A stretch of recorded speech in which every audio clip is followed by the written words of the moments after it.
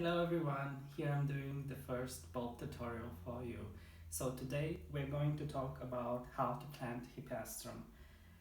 Many of you know how to do it already because there are so many tutorials online, but none of them offer you all the tips for a healthy plant. So let's get back to business.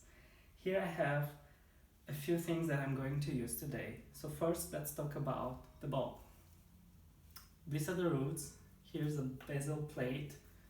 Here's the bulb and the outer shelves. Here's the bulb neck, and here you can see already the leaves coming up. When the leaves coming up, you can already plant. It can be either the leaves or the flowering scape, depends on the variety. This one here is Lady Jane. It's an early variety that will bloom in about 6 weeks from planting. So I decided to plant it today to have beautiful blooms in time for Christmas. Now, let's talk about other materials that I'm going to use today. Here's the planting pot. It's a coconut pot. This is the decorative pot that I'm going to use like this, just to retain the water. It doesn't have drainage. And here I have, of course, soil. Soil you can buy basically any multi-purpose variety from your local gardening center. If you use, however, soil from your ground, remember that you need to free it from bugs and add some soil and sand if it's with a bit of clay. So back to the bulb. We will have to prepare a bit the bulb before we plant it. So as you can see, some of the roots have already dried out, but none completely. If your bulb, however, doesn't have roots at all, or they're all dried out, skip this part.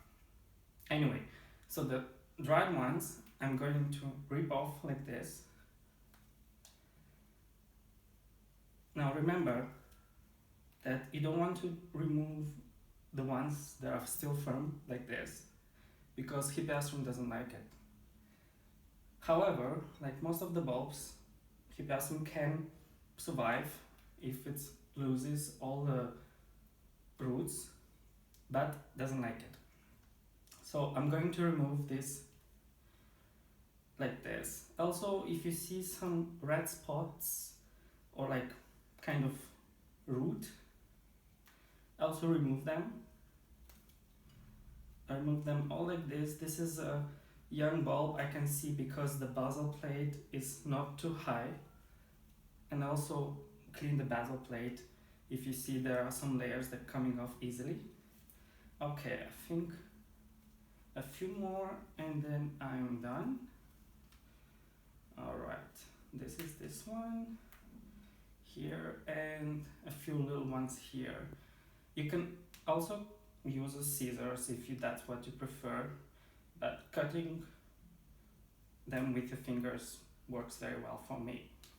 Right, I think that's about it with the roots. As you see, I left only the very firm roots, right? They're not too long. You can also short them a little bit, but don't cut them completely.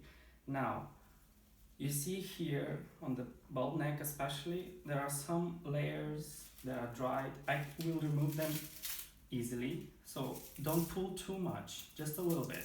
Just the ones that come easy, very easy. Right, so you see the leaves coming up, it's about the right time to plant it. If they are 1 to 2 inches tall or about 3 to 5 centimeters tall, plant your bulbs. That's the right time. Okay, I don't see any flowering scape yet. Oh no, here's one. You barely can see it, but it's coming up. I assume this variety makes leaves first and then the flowering scape, which is very fine and decorative as well. Alright, I think that's about it. I'm not gonna remove this because it's still firm to the bulb. I'm still looking on the other side. Oh, and here's the second scape. Very nice, very nice. Alright, good. Now I'm going to move to the coconut pot. This is about 1.5 liter pot or 4 gallons.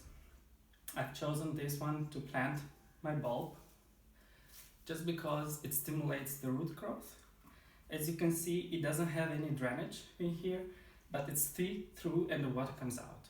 I already tested before, works very well with bulbs. So remember that your bulb needs to fit in very easily. Also, it doesn't have to be too big. So as a rule, 3 to 5 centimeters or 1 to 2 inches larger than the bulb. Also, it has to be tall enough to support the plant weight when it fully grows. So that will be probably around 50 centimeters, which is 20 inches. So if the pot is too small, the plant can easily fall down. Right, now we will go to planting. So I will fill the planting pot halfway and I'll plant the bulb in the middle. If the roots are too long, you can just arrange them around very easily, very gently. Then I'll fill the pot with the rest of the soil around it. It might be that some of the bulbs are not perfectly round, but that's okay, they are plants. So you want to gently press around the bulb neck, which is about here. Just gently press the soil. Now, it's important, don't cover your bulbs fully with soil. Halfway or even 2/3 needs to come up.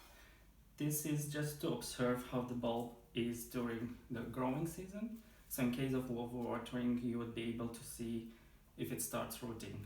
If that's the case, take it out, dry it for a few days and plant it again. I think that's about alright. Okay, now a little bit on this side and I think we're done. Okay, I think that's about right. Good. And now I will place this, of course, in the decorative pot here. And it fits perfectly. I'm very happy for this combination. So this variety is Lady Jane, is lacks carmine color. It's not simple flowers, but full flowers. It will be very, very nice for Christmas time. Anyway, after you plant it, you need to water it. So here I have half a liter of water, or about 1 gallon. Maybe I don't need to use it all, let's see. Basically, you need to water very well.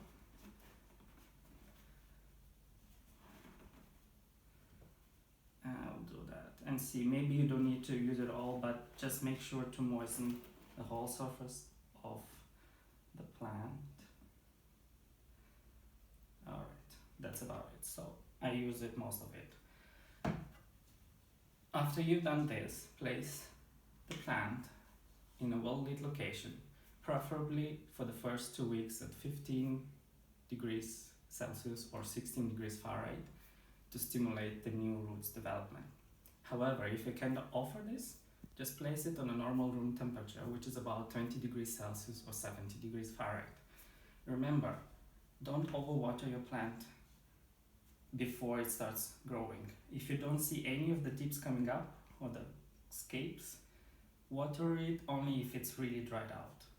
Once the plant starts to grow, water once a week, about half a liter of water, maybe less, depends. You need to really moisten the whole surface of the soil.